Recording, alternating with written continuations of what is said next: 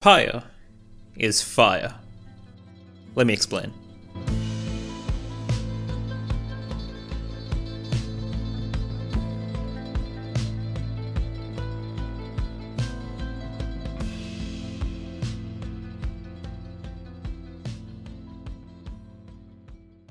Pyre from Supergiant Games is just such a beautiful and underrated gem.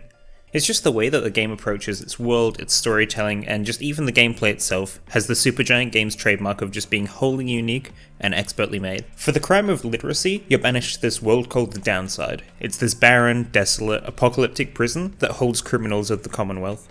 Leading a band of criminals and outcasts in the form of the Nightwings, you end up charting the stars of this downtrodden world to compete in trials of combat. Here, you've got the fiercest teams duking it out in the world's most ancient form of battle.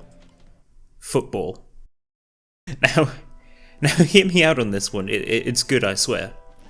The sports ball rights are the main gameplay loop of Pyre, and they tie into the game's world and story incredibly, which to me is where the game shines the most. Before and after each of the rights, as well as in travelling the world, you get to talk to all the other teams that are charting the wasteland. Each of them have their own personalities, bonds, relationships, struggles, and ultimately lives that they're fighting to reclaim. What I love is that just every character has their personality deeply injected not only into the dialogue, but into the way that they play. Joe Dariel, for example, is this brooding, cold demon in and out of the rights, just tackling enemies as a walking fortress. Sir Gilman lets you dash around valiantly through the battlefield with his somewhat unsettling worm noodle body. And Tizo? You just keep doing you, buddy.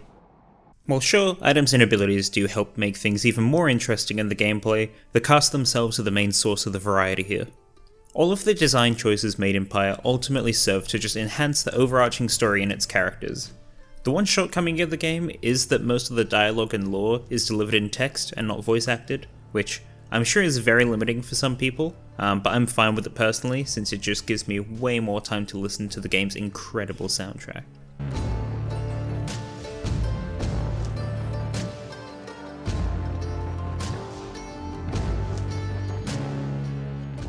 Good lord, that slaps. I cannot say enough good things about it. Supergiant never misses the mark with their soundtracks, I swear. As I've mentioned, every aspect of the game aims to just drive the plot forward, and it helps tell the tales of the cast before their exile, as well as how well they're coping in the Downside now. It's from this deep focus of characters and their relationships that get you to learn about and care for your band of merry footballers. You end up sharing their triumphs and their defeats, working hard to get them to the top of the league, and then compete in the final right. In the final right, the two best teams play off against each other in a battle for survival, and the winner earns their freedom. But that freedom's limited, and there's only one combatant in the winning team that's given leave per victory. Not only that, but there's not enough final rights total to be able to save everyone. So that's right, you can play the game completely perfectly, and some of your team will still never see salvation.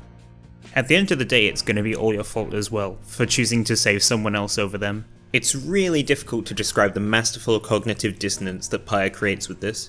Every cycle that you have that leads up to the next final right just becomes more and more gut-wrenchingly difficult. Do you save the characters that you care about the most, or do you just selfishly keep them in the downfall longer, risking them being trapped forever just to spend more time with them? The decision is looming over you the entire time and weighs down exponentially as the spots for freedom shrink. These choices are just so powerful and so important in the game, and the immaculate writing results in you wanting to save everyone, even if you can't. The characters themselves just feel so genuine, their struggles so real, and it makes playing God with their destiny all the more difficult. Consequentially, the more time that you spend with the Nightwings, the stronger the lingering sense of doom becomes. I personally played this game back on release in 2017, and I still think back to the choices that I made every now and then. It's something that you really need to dive into headfirst to truly understand.